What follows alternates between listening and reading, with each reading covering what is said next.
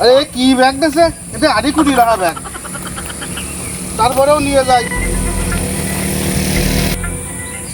নিয়ে যায়, দেই করা দেই আমটাম কিনা যায় নাই। কাঁঠাল কিনে থুয়াইছি বাড়ি, বড় কাঁঠাল, এই নাম বড় একটা কাঁঠাল কিনে থুয়াইছি, উঠুন তো বড় বাড়ি।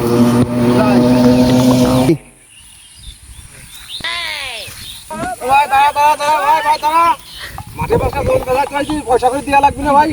আরে কাজ করো, তোমাদের টাকা টাইম মতন পৌঁছাই যাবে। কাজ করো। আচ্ছা ঠিক আছে কাজ করো। আমি তো যাচ্ছি না, আম কিনছি।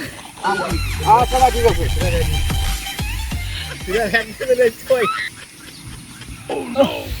বললাম রে কি করবো রে, আমার তো আম পড়তেছে ওরে।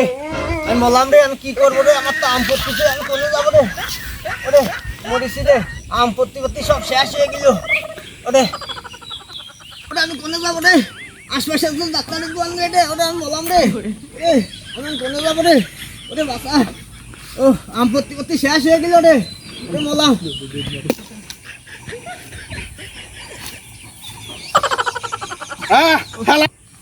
শালা বাজারে যাওয়া লাগবে না রে। এই তো চাচা আম বেচতিছে।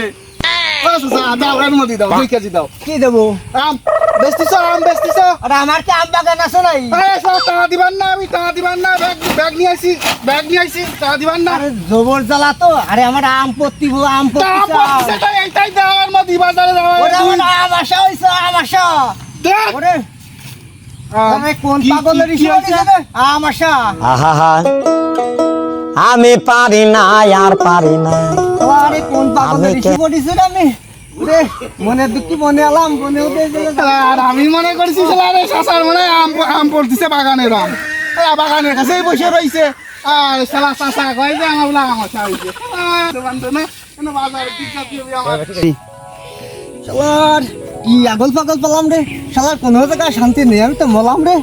শালার আমার আম পড়তেছে আর ও আইছে আম কিনতে আমার কাছে।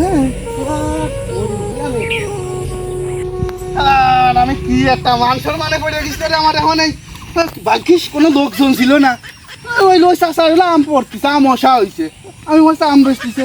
এখন আমি যাই দেই যে শালা কি একটা কাণ্ড বাণ্ড, সহ্য করা যায় না। আমি এখন তাড়াতাড়ি যাই দিই, আবার আসরা দাম দিবি, সেই জোর মাঠে নামাই শুয়াইছি।